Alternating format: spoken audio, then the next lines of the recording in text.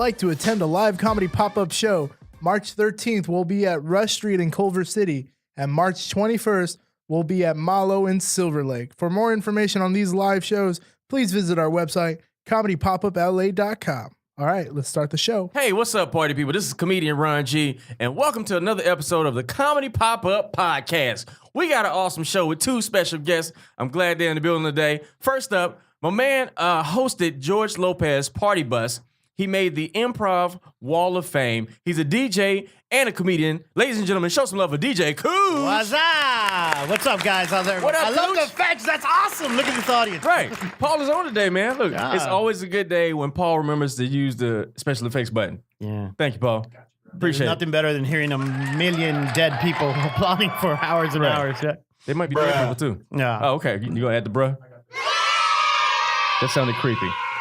Get off the playground. All right, cool. Next up, man, in the building, man. I actually had a chance to work with this guy, man. Super hilarious. Y'all gonna love him. He's been on everything on MTV. He won OC's weekly top 5 comics to watch. Made the Oddball Comedy Festival, and you probably seen him on Silicon Valley. Ladies and gentlemen, from San Diego, show some love for Grant Cotter. Grant. Oh, I'm glad I didn't get the kids cheering on that one. I know, right? That would have been so... Paul, what are you doing, man? So crazy. How you been, man? I haven't seen you in forever.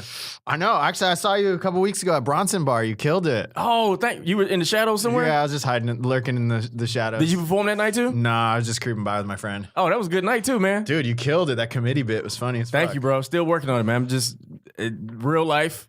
My girl's friends are nosy, so the bit came to life just because. Well, you also straight up had a committee in the front. There was like 7 older black women who were just dying, banging the fucking desk. Where was this show at?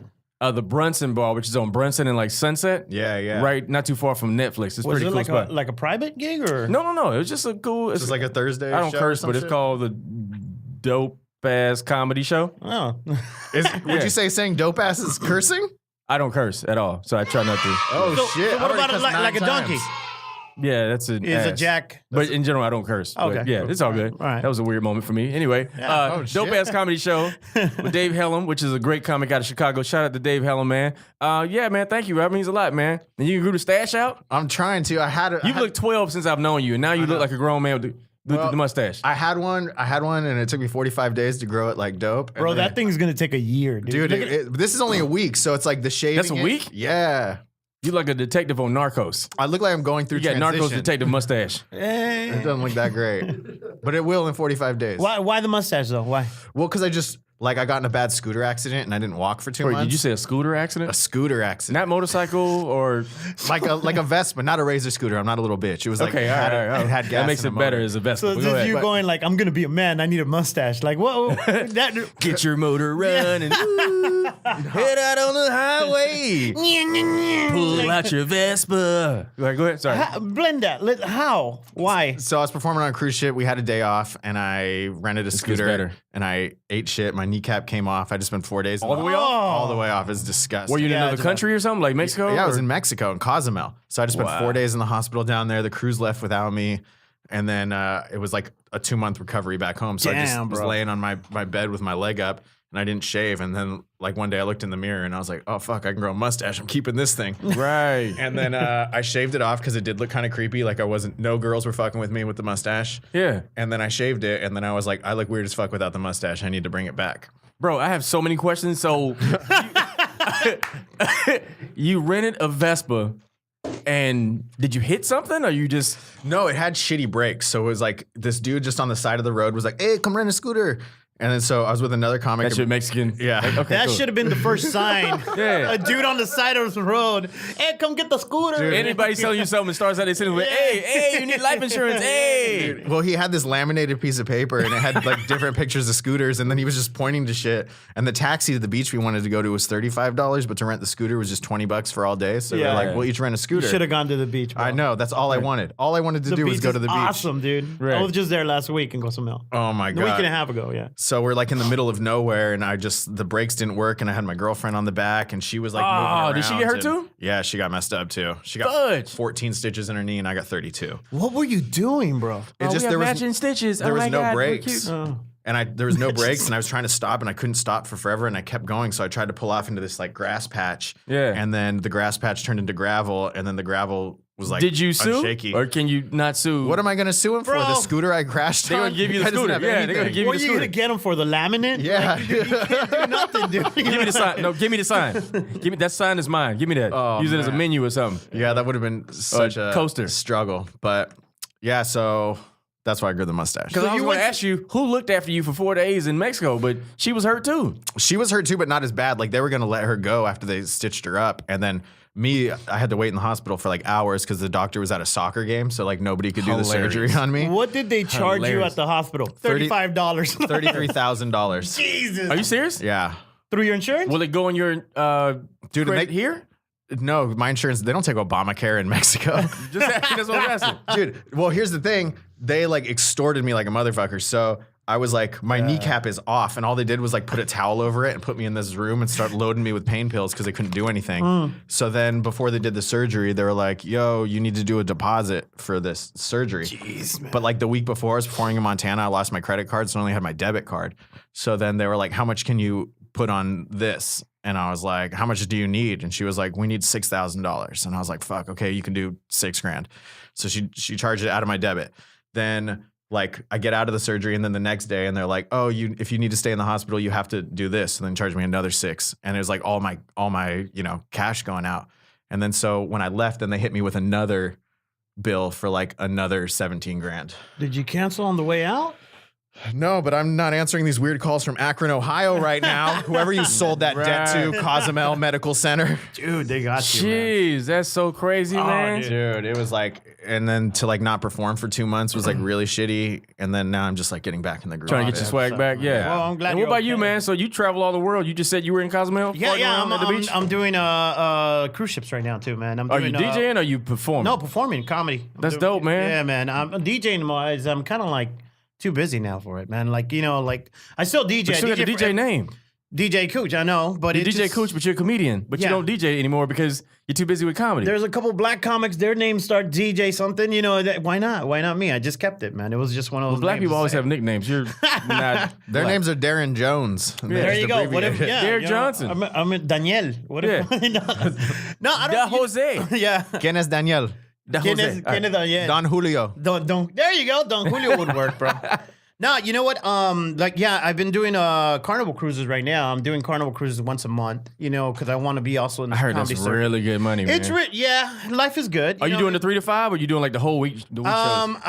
I got to an agreement with them that I'm only going to do 1 week out of the month. But So a I'm full trying to week? No, I don't want to do the full week. I actually want to do. This one's like 3 to 5 days. Yeah. Cruises, yeah. Yeah, I kind of want to do half and half. I would and go stuff like nuts that. being on a cruise ship by myself for like a whole week. No, you know what? You write a lot. You write more than because you actually have time now to kind of not be concentrating on TV or anything like that. So yeah. it kind of makes it works out a lot. Yeah. And after the second day on a cruise ship, you're willing to do anything but walk around and touch Exactly. the same germy things everyone else is coughing on and touching in man. there. So Yeah. I like it. I like it a But lot. you do like doing cruise ships? Yeah, because you guys got to look at it this way. Your audience is a lot more broad. You're making fans from, like, let's say, for example, Texas, which is somewhere that I got to hit a lot.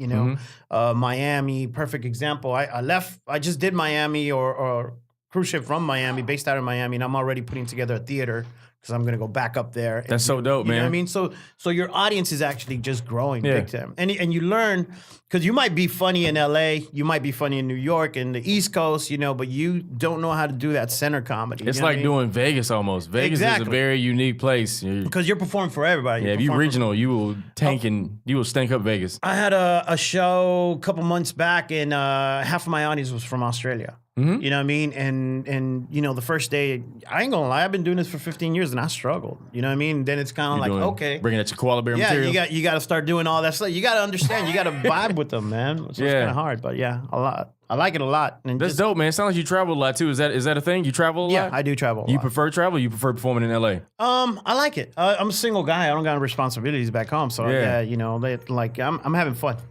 So yeah, I like. You're that. having fun like this guy on the Vespa. Yeah, I'm not, dude. First of all, Crashing in the romantic. yeah. You're broken, I'm broken too. Let's kiss each other. Dude, it was One time I was featuring opening up for Joe Coy, And Joe Coy at the Miami Improv back in Coconut Grove back in the days. And Joe Coy went and rented everybody Vespas. It was me, Ty Rivera, and Joe Coy in Vespas, dude. And at that time, I was like 300 pounds. You had, happy little, Ty Rivera, flamboyant, and then Joe Coy in the front, just like, let's go, bitches. Like, yeah, it was one of the best times ever. But I did almost get hit. I almost got. They're dangerous. I don't know how people they're really survive. dangerous, bro. I don't know. Yeah? Yo, you seen those videos in Vietnam where there's just like 1,000 of them on the street and there's like no traffic guiding? So I've never been on one. What makes it dangerous? Like, what is it? Like, just that you've never been on one. That's what's dangerous about it. Are they hard to handle? Well, yeah. Yeah, they're just like electric scooters and they go fast as fuck. Because you hit the handle and it just goes. There's no speed. It just goes, it pushes, Gotcha, so it's kind of, yeah. And you're not protected. And I was wearing flip flops and board shorts. So Who gets on with flip flops, bro? Grant, come on. Dude, I would have thought that shirtless guy in the laminate would have told me that I need covered shoes for this, but he didn't. He had other things on his mind. Yeah. Like some You don't money got he was no about brakes to get. and flip flops are your okay. That's your balance. That's man. a terrible time to find out you don't have brakes. Oh, man. After you're already on it. You're do you gonna have the prefer part- traveling or do you prefer performing locally?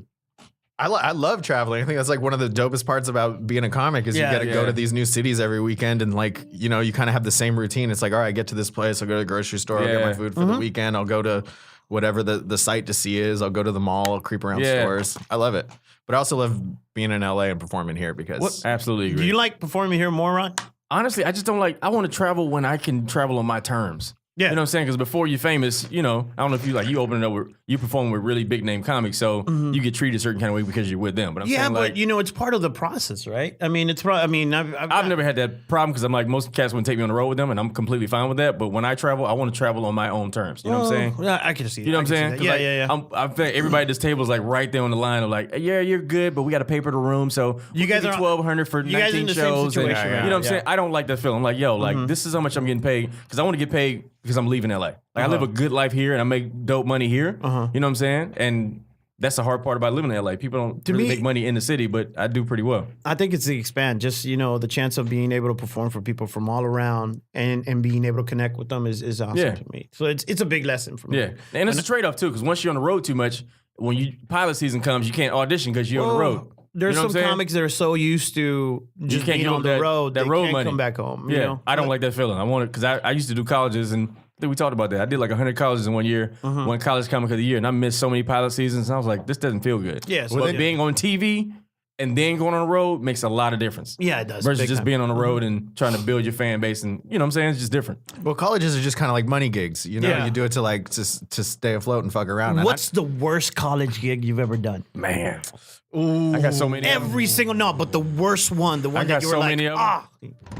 I don't know. There's a lot of like, in the lunchroom during the middle of the day when nobody nooners? gives a fuck. Yep. They come for free pizza. Where there's no host. During no- lunch? Yeah, there's no host or anything. And then they're just like, all right, there's the mic, like, start whenever. And he goes, anybody gonna introduce me? And then you gotta go out there, they're eating lunch, they don't care. And you go, hey guys, are you ready for some comedy? And then like nobody even looks at you. Yeah. And they just like keep doing their things. And then you have to be up there for 45 minutes to an hour.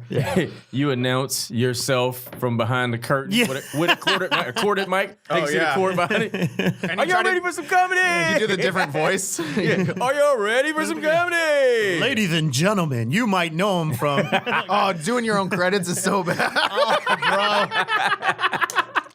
That's so funny. the worst. I mentioned my last show, man. I had to do a show in the hallway because they forgot to reserve a room. Oh, shit. And then as I'm performing, a professor came out the room like, shh, we have class. And I'm like, and I'm performing in front of 6 people, man. But that wasn't my worst. My worst was I performed in the SUNY school. SUNY is State University of New York, or whatever.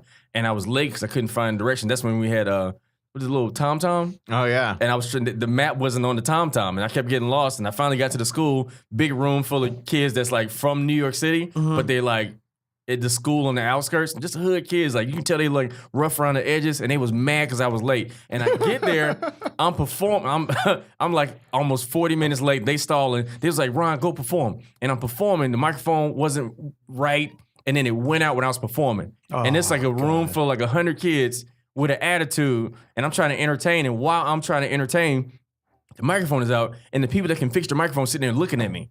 And I'm like, can y'all please fix the microphone? I'm sitting there stretching my voice out, trying to entertain these people. And while I'm doing that, a rat ran across the floor. Oh, God. A rat ran across the floor, and What everybody college went was nuts. this? I can't remember the name of the school, man. Don't but go to that school, people. I would never go back. A rat go to ran that across the floor while the microphone was out, and I was like, "Yo, I felt like they left $1 on the bed when it was done. I felt so cheap. I was like, I want my money and go. Like, just give me my money so I can leave. Don't It was even the call me worst tomorrow. feeling ever. Yeah. Don't call me. Like, I'm good.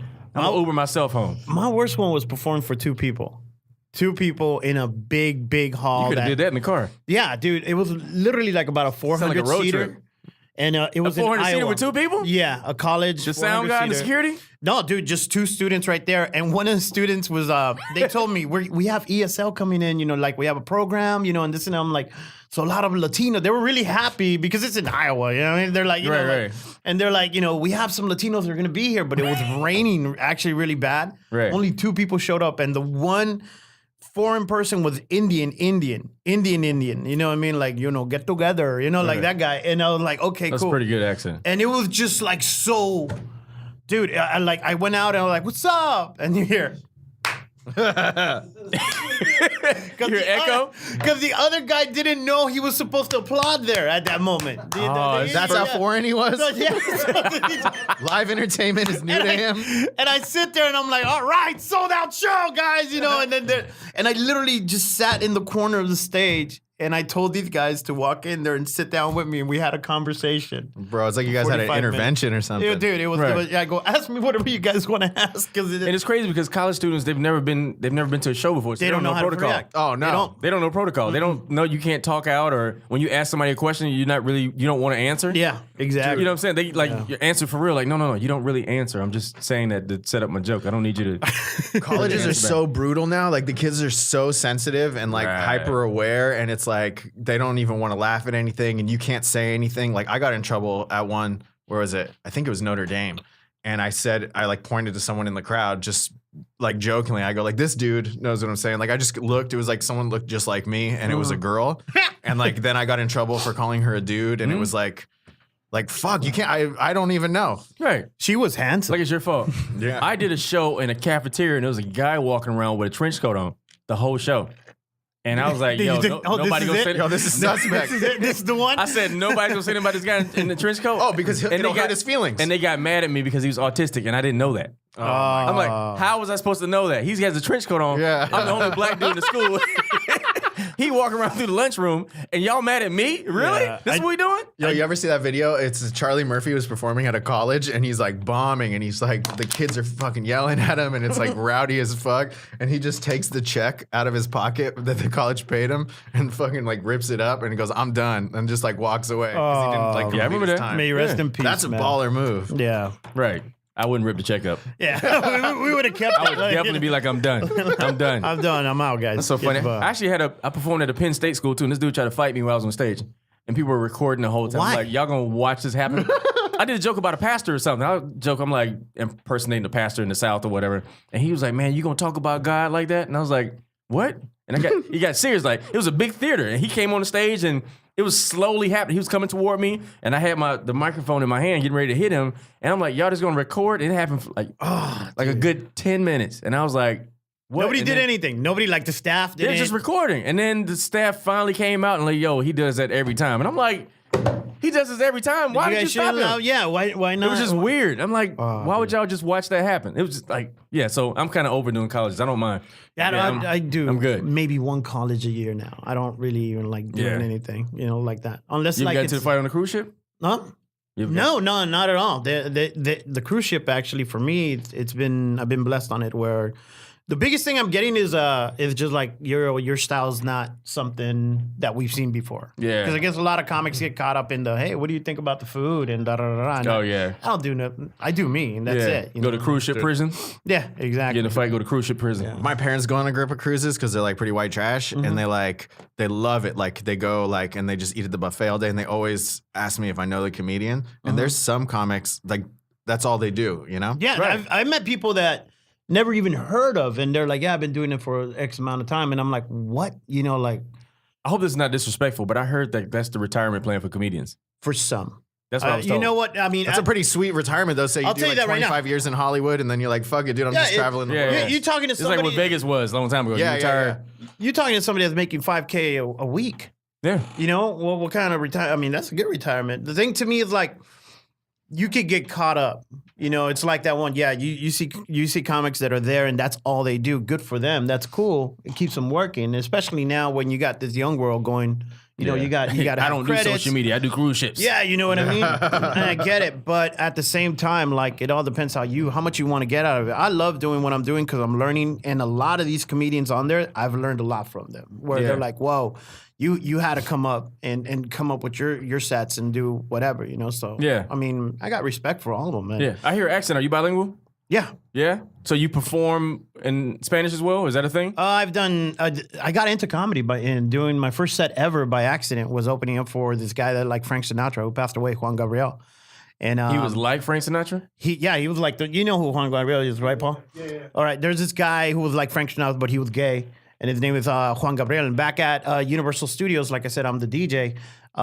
This is in 2004. Yeah, 2004. He got a star on the Walk of Fame, so he was going to perform that night at the Gibson Theater back in where Hogwarts is now at Universal Studios. There used to be a 5,000 seater there, and I used to be an MC and DJ for Universal at that time. Just kind of like their hype man or whatever. Yeah, and I guess the band that was supposed to open up for him never showed up. So I walk in backstage on a date, you know, thinking, hey, you know, like I'm going to get laid. I'm taking this girl to come see this guy perform. Yeah. And this girl named Lori Super and Cindy Carranza, they saw me and they're like, oh, thank God you're here. You know, and I'm like, what? And they're like, dude, the band that's supposed to open up. You're so stupid. This is Juan Gabriel. Right. Really? See, he's a very famous dude, right? That sounds so soothing. Yeah, dude, yeah. That song. So he sounds like a walking back rub. That's pretty awesome. bro, let me I came out like literally they go, we need you to do something. He's like the Mexican Jeffrey Osborne. Yeah. You know what it is? This is before I became a comic. This is before I even became a comedian, dude. I was just a hype man. I was just a DJ. Yeah. And they go, can you please go out there and do something like what you do at City Walk? And I was like, okay, give me a couple shirts to throw away, you know, to throw out. And they're like, no, we don't got nothing. The radio station K-Love, they already gave everything away. And I'm like, what do you want me to do? And they're like, we just want you to hype him up and do whatever you need to do. He doesn't want to come out for another 7 minutes or something, exactly at a time. And I'm like, okay, I look at the girl that I'm with and I'm like, oh, just another day, you know, trying to play it. Yeah. And they gave me, you know, they put an in-ear on me, a mic, so I could hear them. And then they gave me an in-ear in you? In-ear. Oh, in-ear. I thought you said an innie. I was like, an innie. No, well, in-ear monitor. Suppository? What is that? Yeah, I know. Ow. And, shut up, man. And, you stupid. And basically, I go out there, dude. And right when I'm going to go out there, she pulls my shirt and she rips it a little bit. She goes, oh, by the way, it's all in Spanish. Boom. And then pushes me right in front of the grip, in front of 5,000 people. I'm just like, what the fuck? So that's your first time doing stand-up? That's my first Spanish in front of 5,000 people on a whim. Juan Gabriel used to be gay, right? He was a gay guy. Used to be gay? Yeah. Well, yeah, he's dead now. He died. Man. So I thought he took a pill. Outgrew it? Yeah. He outgrew it? Unless after life you still could get dick, then go ahead. Go, you know what I mean? But my first joke ever. My first thing I ever said that I consider a joke would be I went up there and I go, where are all the men at? And everybody started yelling, ah. And I go, where's all the women at? Ah. And I go, where's everybody else? You know, and everybody laughed. And that was the first joke I did, man, ever. That's so cool, man. The next day I went on America Online and I searched how to be a comedian. Yeah, dude. And Gary Cannon and Johnny Dam were doing classes at the Ontario Improv, dude. And I literally called my boy. I go, hey, you know, I'm going to pick you up. We're going to go be comics. And we took these classes and that was it. That's how I got into it. Your homie still doing it? Yeah, Don Hefty. I don't know if you Don Hefty. He's from the IE, man. Great comedian. Yeah. Dope, man. What about you? You remember your first time? Yeah, I remember my first time, but I also did a Gary Cannon thing. He was doing this thing called King of the Water Cooler. Gary Cannon, you're a fucking hack, bro. And it was an improv. What's his name again? Show. Gary Cannon. Gary Cannon. He's the warm-up for Conan. Yeah, but he was doing this thing where you had to like it was improv. You know, it wasn't stand-up, and he was doing like this little improv contest that I did.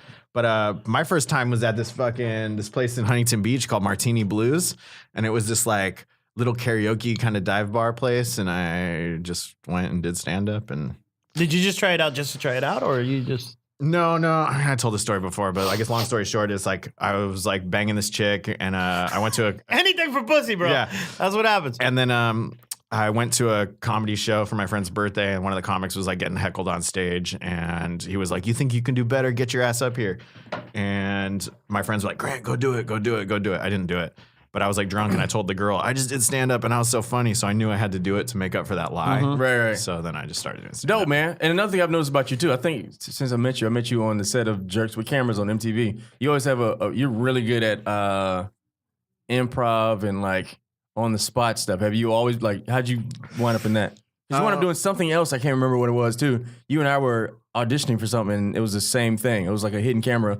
Did you audition for Punk'd as well? Yeah. It was like, I just like improv, because I think I'm like kind of lazy dude. And I think it just comes from like being like the funny kid in the back of the class and never listening to my parents. And always like talking back maybe. Yeah. I don't know. But I enjoy improv. First time I saw you was at the Ontario Improv. I walked in, just kind of drove in, and I don't know whose show it was, but I was talking to the manager, and the manager goes, "Hey man, you got to check out this guy, Grant." And I was like, "What, really?" And I went backstage. I was by the sound booth, and I looked at you and said, "I go, that dude's funny, man." That's and another thing too, I noticed about you, your energy is actually pretty positive. I think right around the age we're at right now is where you become bitter. Like when you become bitter and you see a bunch of social media people pass you, and you like, why didn't I get this? Like, how do you keep your energy positive as well while you're still trying to figure this thing out? I think I just be bitter by myself at home. Yeah. And just be positive like on stage, around the world. Yeah. But I don't really get bitter because it's like, there's nothing more cool than like seeing your homies like pop off and like your friends like get shit. Yeah, you got it right. I feel like that's it's like it's coming next for you. Yeah. Everybody gets one their person away from greatness. Yeah. Yeah, exactly. I think when you start traveling more and all this stuff and things are not happening or you just you just can't get it and you see somebody else surpass you or somebody just get it like that, you go through that phase, you know. So and it's only natural because we're all human in some sense, what I mean?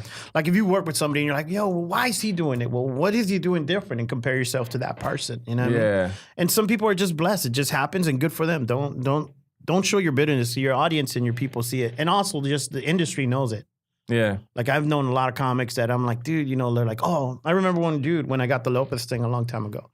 Why'd you get that? And I'm like, hey, thanks. Like I just go really, instead of saying congratulations, like, yeah.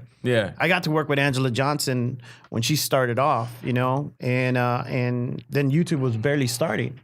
And here she is years later becoming, Angela Johnson. It's great. You get happy for them. Yeah, and I think actually success and like making money does make it a little easier because when you perform in LA and you first get out here and you're trying to do all the open mics at the comedy clubs and you realize that I might not be on the wall at any of these clubs. Like once you start traveling, you don't really care. Like the Comedy Store, I never really felt welcome at the Comedy Store. I don't like it's a cool place, but I never felt welcome. But when I started traveling, I'm like, I might never be on this wall right here, but I know I will make a fan base and I make a good living for myself, even though this one place I made it like it was everything, you know what I'm saying? But then when you go places and you don't feel loved, you like, this is okay. I got a lot of flack for that because I wouldn't hang out at the Comedy Store. I wouldn't hang out. Oh, he only does I'm from the IE originally. That's where I started off doing comedy. And the Ontario Improv, I'd sell that place out, but come to Hollywood. I love that club, by the way. I love that club. Ontario's club, awesome. Yeah. But I never did the Comedy Store because the energy was not. I believe in energy, And if you go in there and I've had people you believe in good energy, or you just believe in energy? I believe in just like, for example, I believe just walking in there, I just feel already compressed. You know what I mean? Like I've had people that have featured for me weekends before, and then I show up at the Comedy Store, and because I'm not part of that little circle, the feature would be like, "Hey, what's up, dude? How you doing?" And just kind of shine me off. And I'm like, well, yo, what's going on, Or I'll be talking to somebody and then all of a sudden, oh, dude, Cooch is talking to a bigwig. Hey, Cooch, how you been? Why does it have to be that? And I felt that over there at the Comedy Store. Yeah, I've seen somebody host there. Yeah. Would not speak to me or say hello and then feature for me at another club when I'm headlining and then not speak to me when I get back to LA. I'm like, this is the weirdest feeling. I won't say his name. He called me out one time. The next day he called me, go, hey man, how you doing, dude? It was good seeing you yesterday. I go, yo, why you cold shouldering me? And he's all like, oh, it's a Comedy Store. You know how it is, And I'm like, no, I don't. By the way, you're not in my lineup no more, bro. Sorry, cancel yourself out. You don't do that to me. When I write you a check at the end of this, I give you some cash. It's just wrong. Yeah. I felt that, man. Maybe it's different now. The Comedy Store is completely different now because I'm thinking back in the day. You're thinking of the days when like Tommy was running and he was playing mind games. Not for me. And the Comedy Store is crazy. Do you think it's still the same now? For me, I just never felt welcome there. Like I hosted there at the Crack 'em Up Thursday, shout out to Michelle Murdoch. And then I got the showcase, and they like promoted me back to the same room. So if I ever want to perform on a Thursday, which is Black Night, they always show me love. Any other time, it felt weird. Nothing, again, no shade, that's just been my experience. Yeah, the last time I did it was a because I'm making success in my life. I'm an Emmy winner, and once you pop off and all the other shit, then they just invite that's you. still, now you're oh, come on, but in, that's bro, still weird because that defeats the process. There's a lot of other comics that look like me that have a voice too that aren't being heard. And I don't want to. Don't accept me now. You know what I'm saying? Like, because I still want to open doors for other people that look like me, just like you would for your people as well. But anyway, I get it. Yeah, I want to open doors for white people too. Like literally? Yeah, I'm gonna be a door guy. I'm gonna be a door guy. That's where it's headed. After you, sir. God. Yeah, it's funny, man. That's hilarious.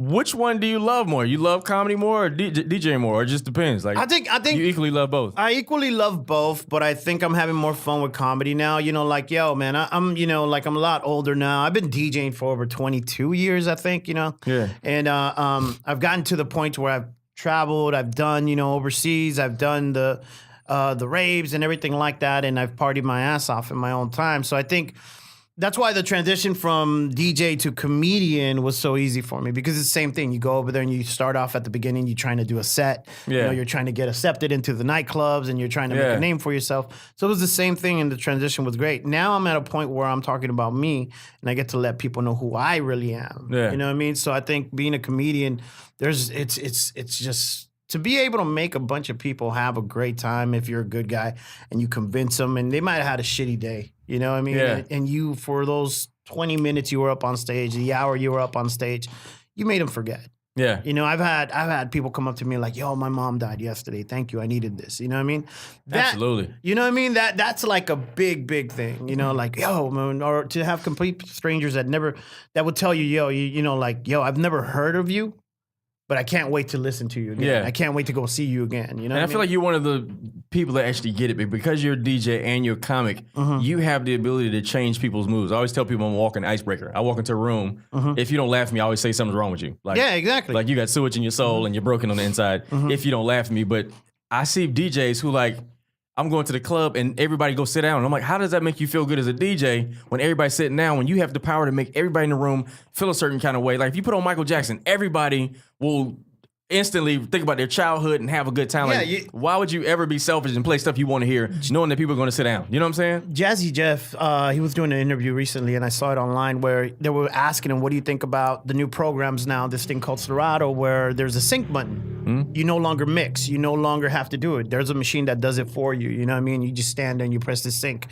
And he said, look, I don't care what you do. He goes, you guys got to remember, at the end of the day, you guys are DJs, and your whole thing is just to entertain and make these people forget. Right. And it's the same thing it should be like now. You know what I mean? It's in comedy, for me, same thing. I don't care about, you work hard to entertain and to bring that moment to those people. Yeah. To me, that's what it works. And Grant, did you start doing comedy in LA or in San Diego? I started in San Diego, and then I moved to Orange County for college, and then Where'd you go in OC? or just OCC and Golden West, It's, just the community colleges. Okay, yeah. Yeah, nothing crazy. It's the Rainbow. And then I don't know. As soon as I like got into stand up, I was like, oh, I'm out of school. I'm done. Done. But I was also like pretty much like mentally checked out, and I was just like partying a lot, kicking it with my friends. And I think I didn't go to school for a semester because my parents gave me the money to pay for school. And then I just like bought me and my friend like a bunch of cool shoes, and like we just bought 40s and drank for like 3 months outside. That's a very black thing to do. That's ghetto. I am ghetto. That's what we 40s? do. You bought 40s? Yeah, because when I was 19, we could go to 7-Eleven and the dude would sell me 40s. His name was Bakram. He was like a Middle Eastern dude, and I like, basically flirted with him for 2 weeks until he thought I was 21. That is hysterical. And is there a big difference between comedy in San Diego versus LA? Because I feel like West Coast comedy is very chill. Like Mahal and a lot of the cats I know that are from LA, the style is just real laid back. Like, is there a big difference to you from San Diego comedy and LA comedy? Yeah, San Diego comics are happier because they're just like, they have 5 clubs to perform at. They're San all Diego friends. people are happier. True, yeah, because the weather's better, the traffic is less.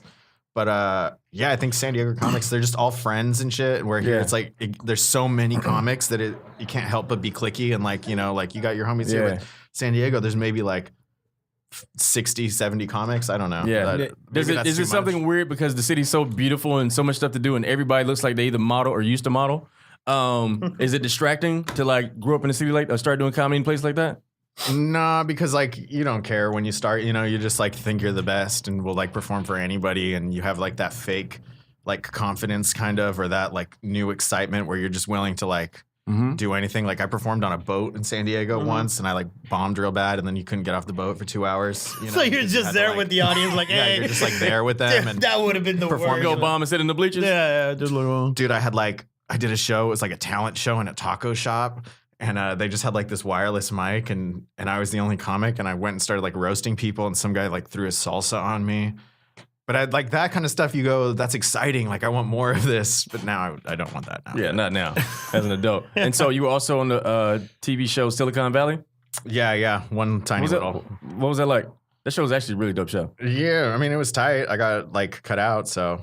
It was really? Whatever. Yeah. I hate that when it happens, man. But tell all your friends to tune in. Tune in this Friday, man. It's gonna be lit. Make sure you check it out. we didn't see you. Then you get paranoid, or at least I did after this. They told me like 2 weeks before it aired that it was gonna get cut. But like, you think like, oh my God, did I ruin the show? Like, is my acting so bad? Like they cut it, but they just like, it was part of another thing that they just took the whole thing out, so I didn't feel that bad. Right. But That happened to me on Insecure. I did I had a reoccurring Insecure in the second scene. I saw you on Insecure. That was Thank dope. you, bro. But they took out some of my lines, which is okay. I'm still glad that I can say I was on that show, which is so freaking awesome. Yeah. That's dope, man. Have you had any inspiration to do TV as well? You know I know what? you like Improv King. Says you're on the Improv Wall of Fame, which is dope. Yeah, that was it's a big thing. it's This for the comedy club? Yeah, the Improv. That's awesome, Yeah, man. man. The one in Ontario? Yeah, I got Man, it that's in so Ontario. great. Yeah, I'm up on that. Big and ass then, portrait. and then I'm in San Jose too, in the San Jose Improv. I'm on the entrance door, I think. That's dope. I'm not on any walls in any comedy club. I'll put your picture up. Yeah? Yeah. I'll go Can we do it here? I'll go Banksy your fucking shit up right now. Yeah, it's you know what? I mean, yeah, I do a couple things. I did a couple things. I was on MTV with Pitbull, and obviously the Lopez Shut Tonight up. thing helped. Yeah, Dame. yeah, Dale. I know you won't be. Mr. 305 himself, Papa. Yo, what up, man? I was on a show with him, and just when the TBS thing happened, when George had the talk show, I was the guy. I was the man on the streets for the show. That was Is that really the fun. party bus thing? Yeah, Lopez Tonight. Dude, it was a gigantic bus, and that had a stage, you know, so you would park it, and the stage would come out, and we do a live broadcast right there and be like, yo, you know, sending out, and George going back. It was really awesome, dude. So That's one of those things where when you do it, you're grateful that you had a chance to experience yeah, that part of comedy. You know what I'm saying? we did a show one time in Miami, and the cameraman, may he rest in peace. I kept in touch with everybody. The cameraman, he was holding some lady's baby that was in a competition with me. So I'm doing this bit with this lady, and the cameraman's holding her baby.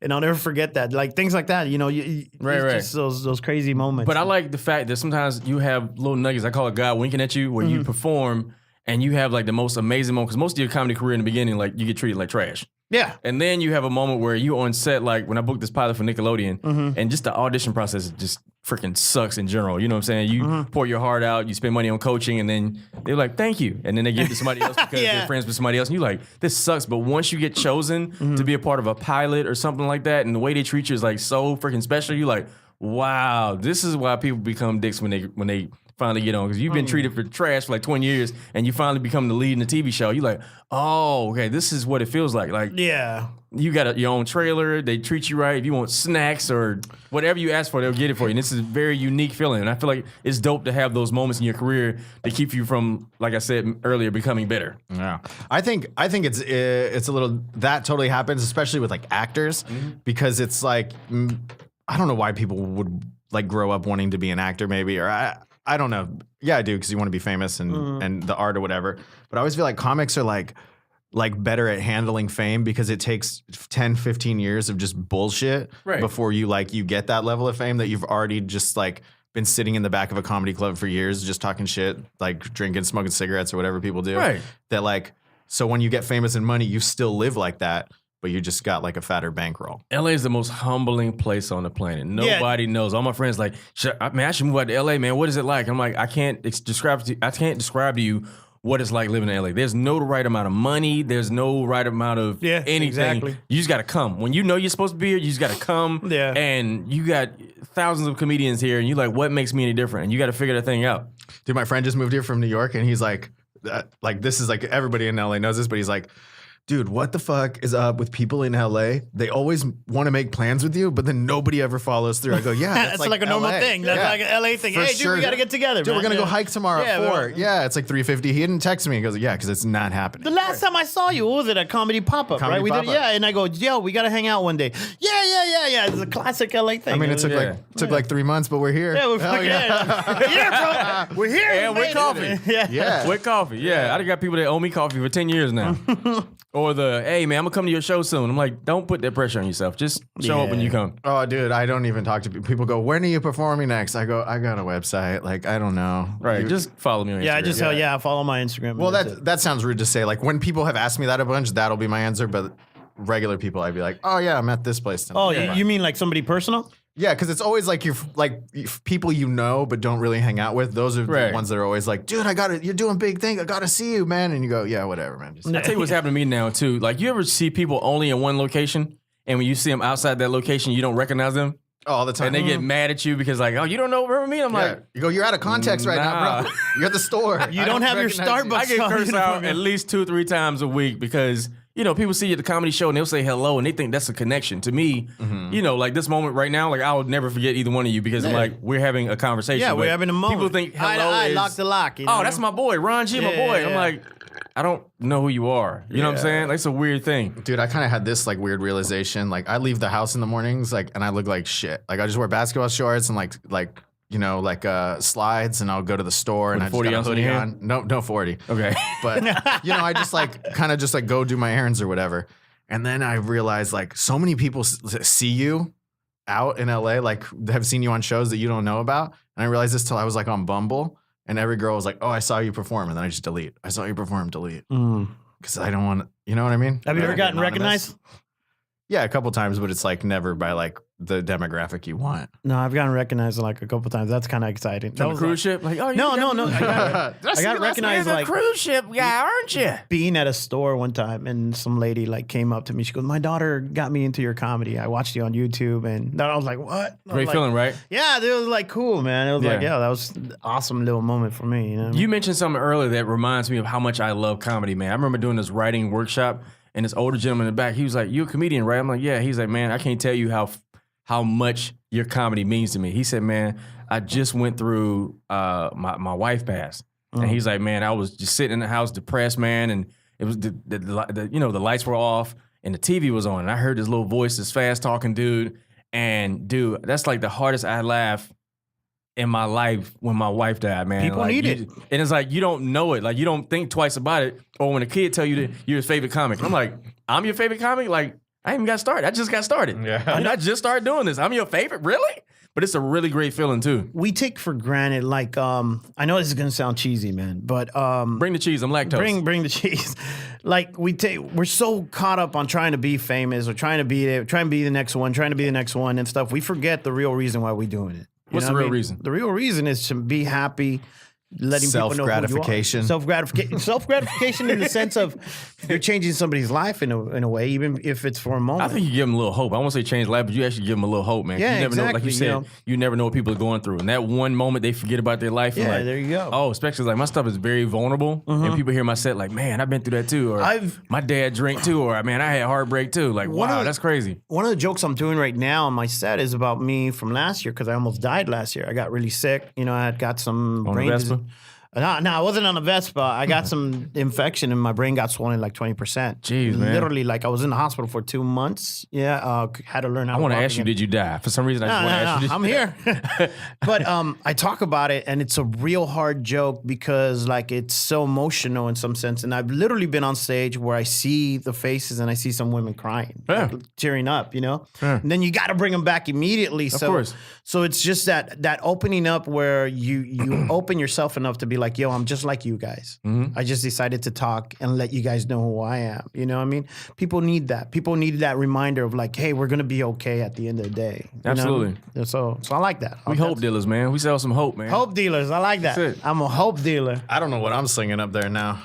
Sometimes like I battle with like what I'm doing it for, you know? Because sometimes you're up there and it's totally just for you. Like, Yeah. well, you are making the crowd laugh, but like I'm up That's there. not 'cause it's okay? like, no, it is okay. But I battle with like, like some comics would be like, I do it for them. Like I do this for the people. crowd. And it's No, like, I'm doing it you for don't. myself. But that's Like, something cool artsy people say though. Yeah. Yeah, I've just Like, heard actors people say say the that. craft. I'm working on the craft. Like, shut up. You trying to get this check and Yeah, fame. get out of here. Yeah. The craft of acting after craft. you've been in the same movie for 50 times. Right. Yeah. Same part. No, you know what? Like, Been a I've always quirky sidekick. I describe for the craft. I describe comedy as a relationship. You know what I mean? Some days you want to be with her, some days you don't. Some days you're gonna fight over, and I sometimes never not want to be with comedy. Like I love comedy so much. Comedy. that's what I'm changed saying. my It's life. a relationship. It's that one. Comedy is girl that I legit have my that I'm first like, love. Damn, dude. My girl is cool. Yeah. But let me tell you something. Yeah, Comedy's taking me all over the world. Put money in my pocket. exactly. Every one of my ex-girlfriends will tell you comedy is my first love. Yeah. Yeah. So how do you balance that? How do you balance this life? Like I don't know if you're still with your boo or if you want to talk about it or not. But No, we broke up after the accident because it was like she took care of me for just like a month and a half straight, you know? She's like, I'm fucking And then done. jeez, man, I almost didn't You're want an to ask you that. asshole, bro, dude. Really? Well, no, here's the thing. I think She broke up with you after that? I broke up with her. Oh, okay. Damn, bro. Well, You here's got the her thing. 20 stitches and Here's a the broken thing. heart? Yeah, well, okay. So You better clean this up good too. I'm trying to think. This guy's trying to come in the door. I'm trying to think of a good way to put this.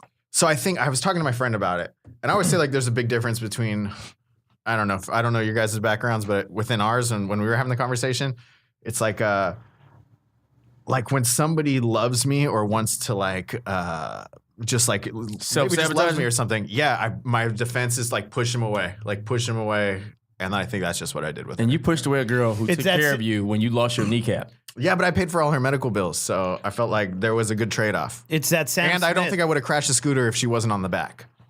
Nah, don't even. It was your fault, you fool. Don't even. You're an asshole, dude. Oh my god! She was putting it off balance. It was difficult to stop. Oh my god! Oh, well, why jeez, didn't you just dude. rent her one with no brakes too? Yeah, you cheap ass. I don't know. There was only 3 scooters. Oh God. So Wait, time out. Why didn't she have her own scooter? What the fuck? What the fuck? Why didn't anybody suggest that? Dude, you're the guy one with that was the on the sign. trip. Not the guy with the sign didn't suggest, hey, 2 Yeah. scooters, hey, no, those. This is bullshit, man. I bet you he did suggest it too. He tried to one up you, and you were like, trying to "No, save some you-" money. Yeah, he goes, "Oh, you know." I would have paid the extra $5. Jesus Christ. It'd have been worth it. You still have a kneecap and a girlfriend. Yeah. Oh my god! But I got like a kind of a dope scar. He lost a kneecap and a girlfriend. No, one accident. The girl and I were fighting before the cruise, and then we kind of got back together because the cruise left from New Orleans, so she had already bought her ticket to New Orleans, and we were like fighting before that. And she's like, "Well, I already bought my ticket," and I go, "Fuck, all right." No, I think a lot of bro. comics are like that though, where like you got one thing to do, you know what I mean? And like I was talking to this girl last month and stuff, and it didn't work out because of that. Same things, where do we see ourselves going? And you don't spend time with me To date? like To the yeah, Laugh I'm like, Factory. dude, man, like I gotta keep on doing that. This is me. This is what I do. It's hard to explain to somebody who's not a dreamer. Yeah. I was talking to I was dating this girl for a couple months, and she was real cool. She was a nurse, so she had her like hours or schedules, and she was like, getting kind of older, not older. She was like 30, 31 or something. And well, she was like, How old are you, bro? she was like, not that old yet. Jesus. No, I'm 30. And Okay. This fool goes, The stuff you be she was saying. like 30, like retiring, Yeah. well, she was like, where do you? Cougar, she's like 30. Her jersey was hanging in the room already. It was retired. No, her scrubs, her hospital scrubs. No, she was like, you don't see yourself like getting married, like you don't want to like be in a relationship. And I go, fuck no. And then she was just like, well, I gotta like we'll call it quits now because if you don't want to put any effort into it. And I was like, dude, this is like the dopest breakup ever. You were just like honest, and I was like, cool with it. So. For a comedian or an entertainer. Oh, that's even cool as for right now. Even as a DJ. great for as right now. Musicians and all those guys, you got to find the right person to be with, no matter what. Because that person has to ride or die no matter what and understand why you are the way you are and why you rather spend time at a comedy club. Right. And explaining details to a dream you don't have all the answers to. Because you don't even know the answers. You don't know. at all. So it's like, you need to find somebody that really understands that, and it's patience. Don't man. tell him need to. He doesn't. He's not gonna process that yet. Yeah. He's not gonna process that. Have yet. fun though in the journey of finding. Enjoy yourself. well, I always thought Oh, but when it's time, you'll know. Yeah. I was with one chick for 4 years, and then with her, like as soon as we got out of that relationship, I was like, oh, I want like a chick that's funny. Maybe that's what I think was missing from her. And then I was with a chick who like wasn't funny but tried to be funny, like she wasn't a comic, and I was like, oh, that's unattractive. And then the next girl I with was like, why are you going to hang out at the comedy store if you're not performing there? And I go like, You need to be with why somebody. wouldn't I? You need to meet with somebody that just makes you happy, bro. Don't. Right. I mean, the quality. You don't need you. Yeah. I'll just keep going to rub and tugs and be alone forever. Then go to your rub and tug. If that's what fucking little Lin Lin gets you, go for it. How do you know Lin Lin? You know Lin Lin? You have your comedy card? No. Dude.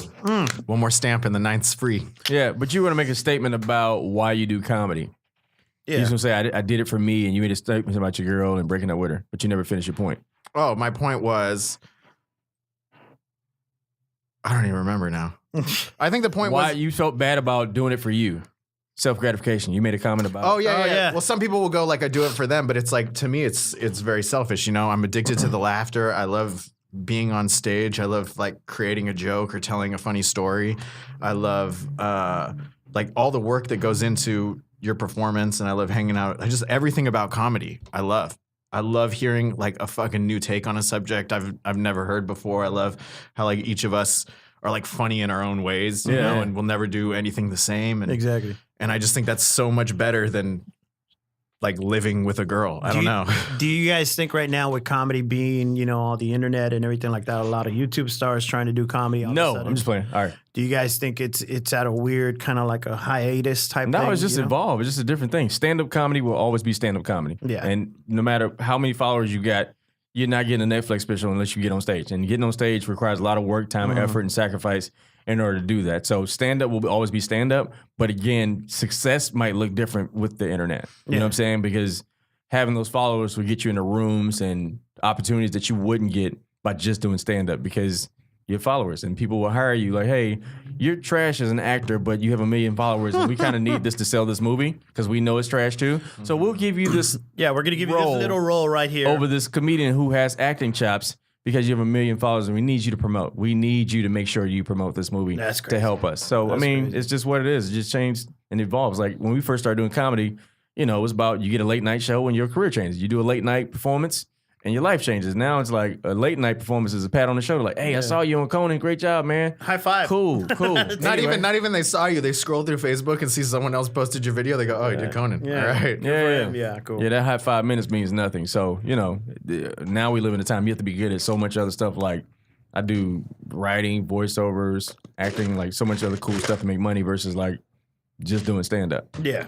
Well, it's like because it takes forever before stand-up will start paying the bills. It's those other jobs that will supplement you until you get to the point that stand-up is like your bread and butter. Some comedian asked me, some new guy, he asked me last month, I don't remember his name, but he goes, yeah, I've been doing it now for 2 years. And I'm like, good for you, bro. You're having fun, you know? And he goes, hey, man, can I ask you a personal question? I'm like, he goes, when can I expect to start getting paid? And I just kind of go, 10 years from now. Bro. Add 10 on whatever number you said. I go, dude. He goes, yeah, because, you know, like, I feel I'm really funny and I should be getting paid. And I was like, talk to the promoter then, you know, like, you know, do it. And it also depends on where you live, too. Because the East Coast, you can make a living doing stand-up. Yeah. East Coast or in other countries, like my buddy's in London, like a spot you do, you know, a local here that you get maybe $50 for. In London, you get $30. And you can do 3 of those in one night. Yeah. I'm sorry, $300 or 300 pounds in one night. Crazy.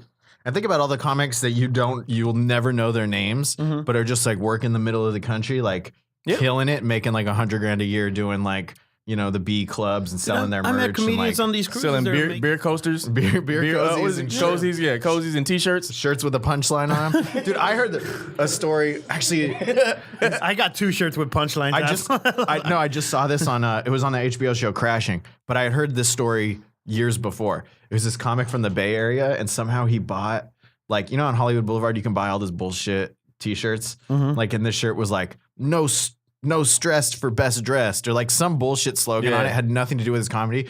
He just somehow bought a box of these shirts and then was selling them after the show. Oh, like, dude, as his own. A comic did that at one of my shows at Tommy T's, the old one. It's probably the same. It's probably the dude because it's a Bay Area dude. Yeah, in the Bay Area.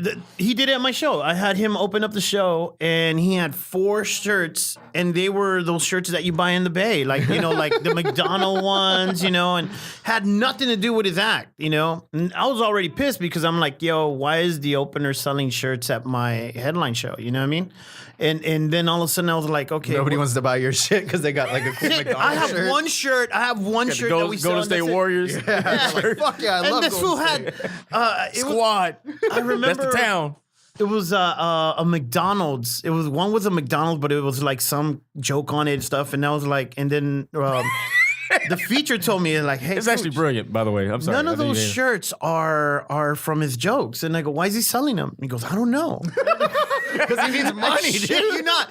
I shit you not. This guy was hustling them, dude. He made Hardcore, $6,000 that night as a feature. Yeah. Well, then, so they did that on that show Crashing. He goes to a gas station, he buys like a bunch of shirts, and then it's like says like get gas on it, and then he writes a joke around get gas, and it worked. Dude, no, this guy didn't even bother in writing the joke. They just had Warriors on it. Yeah, the one that caught fire. Warriors come out and play. Yeah, dude. It was just $6 million 1 year. Bro, I'm just My gonna start feature. selling fucking Aquafina bottles after the show. Yeah, dude. Grant Cotter. It's water. called Joke Water. Get funny and hydrated. Yeah, get funny. Hydrate your jokes with Joke Water. It's a ha hydrate. That's what it is. Oh, there you go.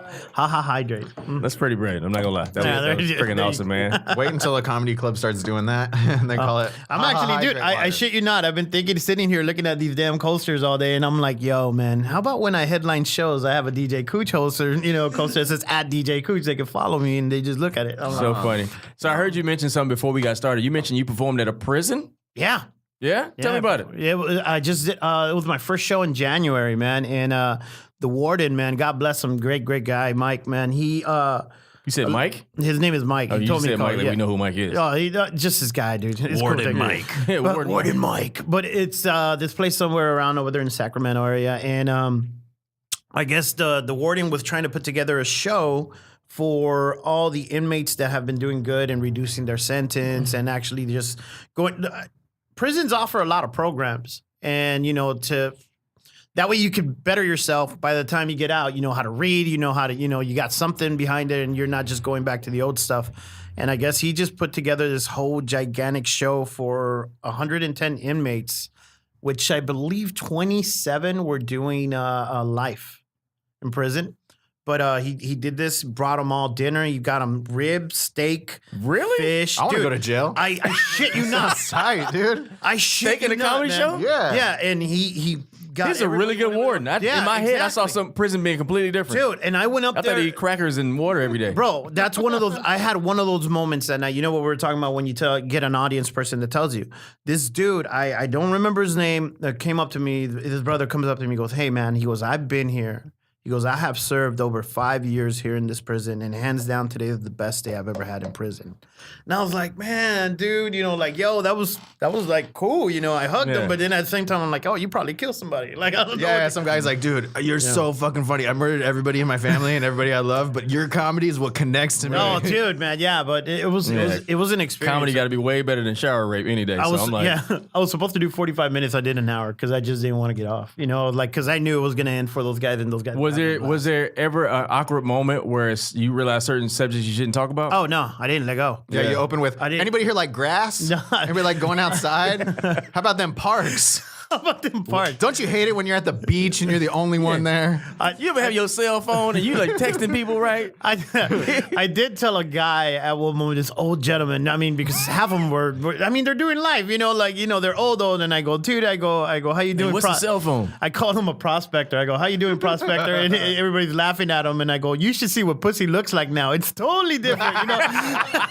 Everybody was dying, bro. I go, pussy's amazing now, bro. You don't have to fucking comb it or anything, Everybody was just dying on that shit, dude.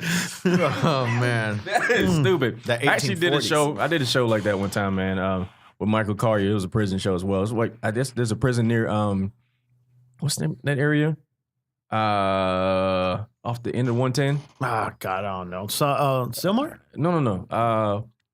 Palos Verdes. Palos Verde. Okay, It's like cool. one right before you get to Palos Verdes, man. It was just such a weird thing to talk about relationships. And you can see everybody in the room like turning to kids when you're talking about relationships and love and stuff like that. Yeah. And they were like, it was just weird because in your head, your perception is everybody killed somebody, and then they turn into kids while you're performing, and it's just a dope thing to see people be people, Yeah. It was really cool, man. I just remember just telling him I go, what's the warden gonna do? Arrest me? Whatever, Yeah. because I didn't hold back. I was like, yo, let's just have fun. And I remember the next day he emailed me like a interview because they do like a little office interview, and they were just saying how all the, they're planning to do it again, actually, and they want to do it again, and I'm like, that's really cool, man, That is so awesome, man. Why not? Have you had a chance to travel overseas at all? Yeah, but never for. You've never done military shows, right? I've seen. No, I never done a military. show. really? No? Never. I One. love military. I got offered one this year. Japan run? No, that's the one I would love to do. Which one? Yeah, I don't want to go to Japan. Afghanistan. With Dugar? Yeah. Yeah. My boy Dugar, yeah, he does that one. That's an awesome show. Dude, I would love to do that. That'd be fun as fuck. Mm. Yeah, I got offered one, but I just couldn't do it. And then like the money wasn't that great. And then like somebody like put me in check and was like, you don't do it for the fucking money. You do it to like bring joy to like these soldiers' lives who are like fighting for our country and like living not in shit, but like in fucking tents. Those And I was military like, shows are a big that's why wake up for I'm an you. asshole. They're a Yeah. big wake up of why you do it. And they're kids too. Like sometimes you performing those people that just got a basic, they don't know nothing about life. And you like doing relationship jokes and they sitting here like, what's a relationship? Yeah. Just got out of high school. Yeah, no, military shows are amazing. I love doing them. Yeah. That's one of the So you things. did Japan? I've done Japan. I've done Okinawa? Jordan. Okinawa. You see Banana Lady? Jordan. Yeah, the Banana Show. Everybody knows about the Banana Show. Dude, high five, bro. Hey. We just became friends. I heard Banana Lady, she died, man. And I heard her daughter you took serious, over. man? Her daughter took over. Oh, God. Yeah, the Wait, Banana Lady. Okay. Just I'm when gonna you- need an when you go to- explanation. I'll let him Yeah. tell you about the Banana Is Lady. it what I think it is? Yes. Is it like the ping pong show? Yes. But with bananas. Dude, but the Banana Lady, dude, she was just older. I mean, it has to be hands down in her 70s, dude. In her 70s, but the body was banging, dude. Like, it was just, like, if you go like I don't this, remember. like, if you cover the face, you'll be like, I hit it. Like, it was one of those things, man. I don't know if I should even say this. I don't remember what she looked like. I just remember, What came out of it?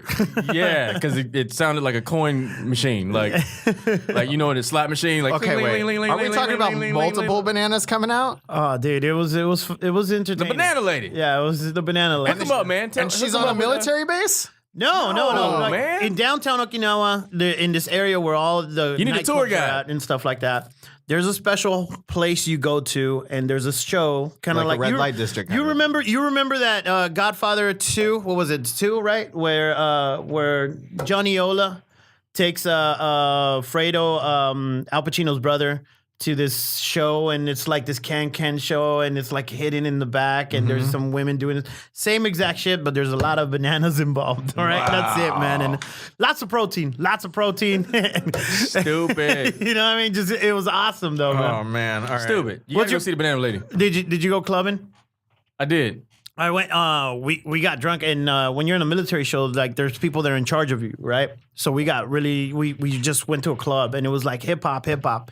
And me, Robert Zapata was with me, this comedian named Robert Zapata. And on the other side, I'm a house guy. I love house music. So on the other side, there's this club just like boom, boom, boom, right? I'm like, yo, let's go, right? And we just kind of like phased away from everybody that was drinking and stuff. And we just went into, because we wanted to dance to house music, and we're just there. And I'm like, drunk as hell, dude. Zapata's over there with a boa, just going side to side, and then the military shows up. A couple guys from the military go like, yo, guys, like, what are you guys doing here? And we're like, oh, nothing, we're partying, man. And they're like, that's cool, but why are you guys at a gay club? And we're like, what the fuck? We start looking Hilarious. around. Like, there's a reason why Zapata has a boa. Because, I'm like, holy shit, we are at a gay club, dude. Fuck. It's so like, funny. yeah, man, it was fun. My club experience was terrible. You really? I went out one time and there was this club. It was really cool. And they have like dance breaks. Like, so halfway through the club, they would stop playing music and just have dance breaks. So different crews would come and like challenge each other. And I'm like, oh, that's so dope. And I seen this crew of girls and it was like Destiny's Child, but they was like Japanese. And one girl was like, the Beyonce, we made eye contact. Like I saw her and we both liked each other, but we didn't know how to talk to each other. So her friend was the translator and she was like, my friend thinks she's cute. And I was like, tell your friend, I think she's cute and she's Beyonce to me or something. And she started laughing. She's like, or whatever. And then they were laughing and somewhere or another, this guy walked at me. I think he like pinched my nipple and walked away. And Pinch your nipple. it was something weird he did to me. And I was with Deshaun Ross. You know Deshaun Ross? Yeah, I know. And he did that. And I'm like, what was that? And I think they know like Americans are homophobic. Like especially with military men, like very macho or whatever. And he know they're homophobic. So I was getting ready to fight him. I was like, I can't fight him because I'll go to Japanese prison and I'm never going to get out. You know what I'm saying? You'll get So, swats. and I was ready to like fight him because he like, I think he was like just trying to taunt me. And it was like, yeah, they do that because they know American men are homophobic. And then they do that. And so I was getting ready to fight him. And Deshaun was like, yo, let's go, man, because you don't want to go to jail here. And I was like, and we left. It was just such a weird thing. I'm like, why would he pinch my titty, my nipple while I'm trying to perform? It was just a weird feeling. He never wanted you to forget him. Yeah, there you never have. Till today, you remember that It was man. the weirdest thing. Yeah, till this day, I'm still talking about him now. Yeah. Years later, he like pinched my nipple and kept walking. He was like, Oh, you talking about Titty Towel? Towel, shout out always to you, does my that. man. yeah, he always does that. So listen, man, if you're listening right now, you listen to the Comedy Pop-Up Podcast. I'm your host, Ron G. In the building, we got my man, DJ Cooch. What up? And Grant Cotter. So Hey. listen, man, we're toward the end of the show. All right. And before we leave, I got this really cool segment I like to do. So, All right, cool. I forgot to tell them why I laughed at the joke. All right. Yo, but really quick, Ron, man, congratulations to you, man. Been hearing good things about you. Man, thank This is you, the first bro. time that you and me kind of like, talk. Yeah, stuff dope, like man. that. Well, we're Congrats. officially friends now. We boys. We cannot We've do seen coffee for bananas like together, You bro. guys Right, have right. shared the same banana? Yeah. Yeah. And we cannot do coffee for Yeah, like we 10 gotta years do now. coffee. For Yeah, we gotta do 10 coffee years. and hang out now. I'm grabbing both your nipples on the way out. No, you- So we never forget today. Promises, promises. Oh my bro. God! Don't tease me with a great time. Show me your kneecaps. Oh, I'll show you my scar. He got stitches, and then So what? And then broke up with her, dude. You soulless bastard, dude. Like, That's So we were hilarious. just like, I don't know, dude. I'm a shitty person. No. It's hard to be in love. I don't know. it's Man. hard to be in love. I'm not allowed to do that. Oh, jeez. Must be nice to be white. All right. So what you got going So listen, on? man, I got a couple questions I ask you guys, man. There's no right or wrong answer. You answer however you feel. Of course, Comedy Pop-Up, we don't small talk. So I ask real questions to find out what you really like. So first question, if you can do coffee with anybody, dead or alive, regular or famous, who would it be? And why? Ooh. Anybody. Lucille Ball. Yeah? Yeah. Why is that? Because she, to me, is one of the original comedians. I could watch her till today and laugh my ass off on shows I know by heart, just because of the face movements and everything like that. Just everything. She did so much for comedy. I mean, she wasn't a comedian, but she did so much for comedy. Man, So yeah, that's somebody that I think she would have so much knowledge. Yeah. So that's why. What about you? Doesn't have to be famous either.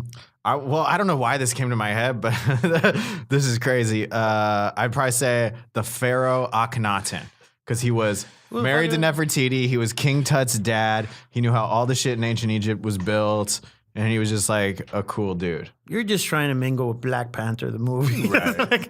You're not from Wakanda. You're not How was that in in Wakanda? Tone it down. All right. fucking with you, bro. I don't know, but you said Lucille Ball, and then in my head I go, Lucille Ball looked like she probably was just dope as fuck to party with. Right, Like, yeah. Pop Right, a couple Quaaludes, chain smoke cigarettes, Did you cuss hear at her people. voice at the end, man? Like, She was also yeah, Yeah. she was a party lady, man. All right, so if I have to go in like comedy, I guess It doesn't have to No, be it doesn't be comedy. I mean, yeah. I don't know. Anybody from ancient Egypt would be tight because I would be like, I'm just fascinated by it. And I'd What would be wanna the first know. thing So you'd basically, you ask love him? black people. What would be yo, how'd you guys make the pyramids? Like for real though. Like for real though, For real though, You Googled it. I don't know. I'd probably ask. I'd probably be like, "Yo, do you want to see what I can do?" And then like do jokes he didn't Do understand. jokes. You're so stupid. Or be like the first comedian to perform at the pyramids. Like the white guy's magical. He make his kneecap disappear. He lifted it all the way up. Yo, this stage is really high, guys. I don't know who else. I don't know. Okay. All right. Oh, good. Next question. What sound or smell reminds you of home? And that could be your parents' house or your home. Oh, dude. I go up on stage and I always wear my grandfather's. I have my grandfather's handkerchief, and I Yeah. never washed it. And I mean, I know it's gross, but I always take a sniff of it because it reminds me of home. Oh man, that's so Yeah, dope. Yeah. Was he like a businessman or something? Or he Nah, wore the church? I was raised by my grandparents, man, and he was just real slick, like older man and stuff like that. I didn't get me my father, so to me, like now, being what it is, I just kind of go and I always just kind of take a little whiff and go do my thing on stage. I know it sounds crazy, but yeah, That doesn't sound crazy. That's a cool it ritual. though. reminds me of home. Yeah. It reminds me of my family, and like okay, cool, so I Yeah. could open up to the audience. I feel like he's about to have the best answer ever. Go for it. Well, I was just gonna say, 40s. No, your grandpa's also my smell. Old Spice. Old Spice. Coyote Musk. Mine's ghetto. Mine's that Fabuloso, that like 99-cent store cleaner. F.A.B. Oh, that's classic. Yeah, dude. that just hell reminds me of yeah. my house because my mom would just like use that for everything. The purple one? The purple one, the green Yeah, one, the the blue purple one, dude. whichever Yeah. one was on sale, and she would just like that with like a little bit of water would clean everything. Any hell yeah. problem, that's what she used. So Cures that reminds cancer, me of too. it a little bit. I think it causes cancer. too. Fabuloso. That's what Causes and cures it. Lead and shit. Dope, man. Next question is one of my favorites. What's one thing you learned about yourself from your last relationship? Not the person, but yourself. Ooh, that's a good ass question. And this could be current too, if you don't have a last.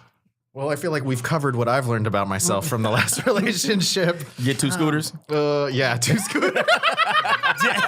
Two scooters. Dude, never. Spend the extra money, get 2 scooters. It's worth it. I say, you know what? Scooter insurance. To don't settle. That's it. Don't settle. From my last long relationship, never settle.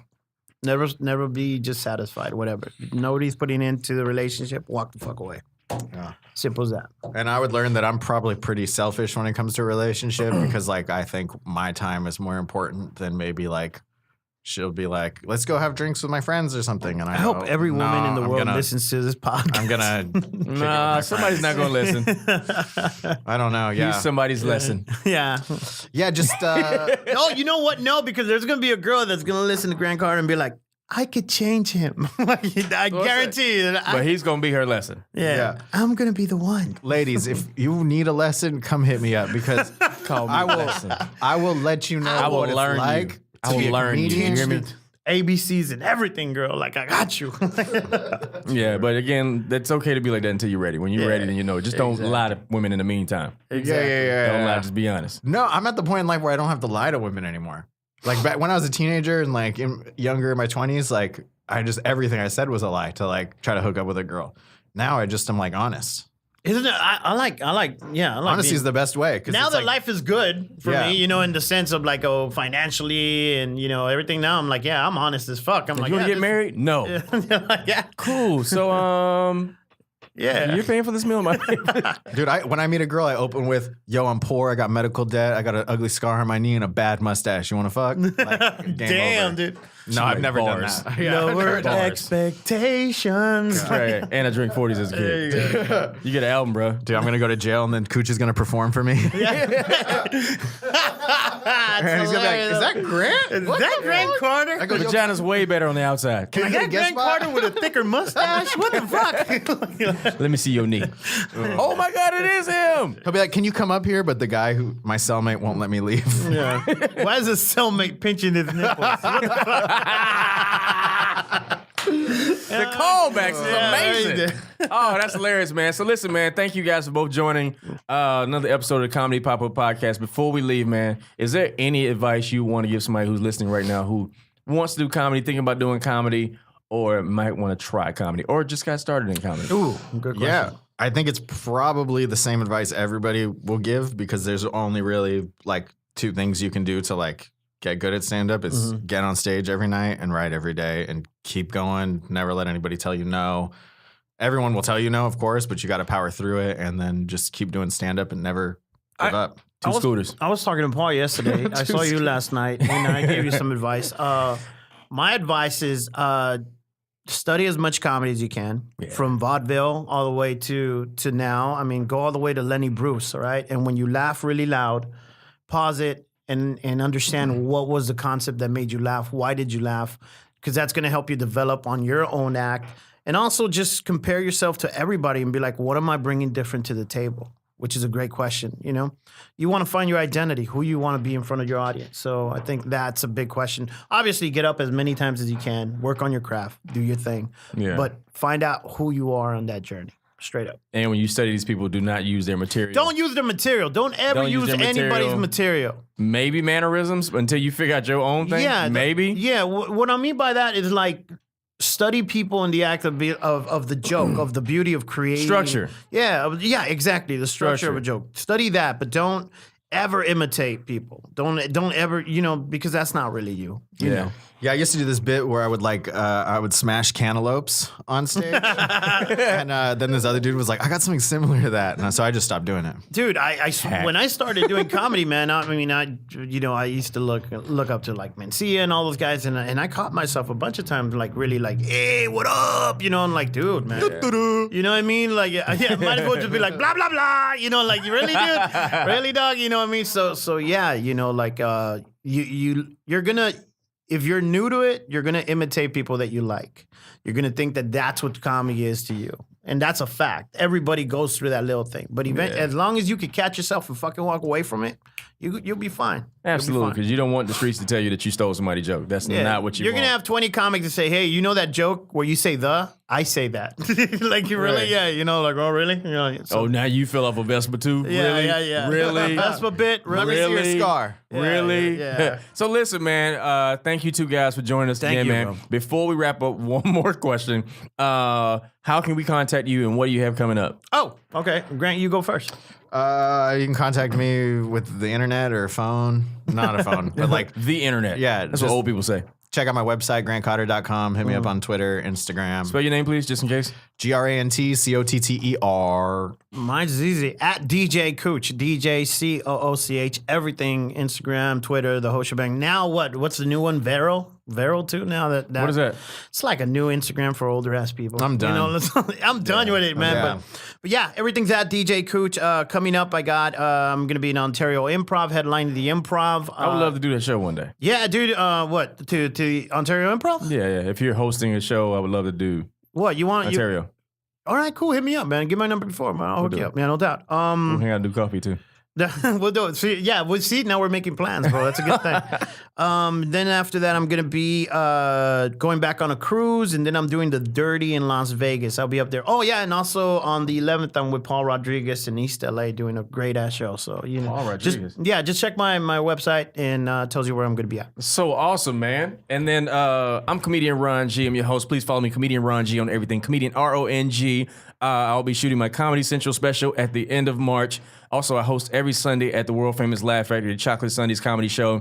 7:30, dope shows at 7 o'clock and comedypopupla.com, man. All over the city. Come check it out. Don't block your blessing. There's some dope stuff happening. Waiting on some good news in the next couple of days. That being said, man, please be sure to follow us at the CPU Podcast. CPU Podcast on everything. And also,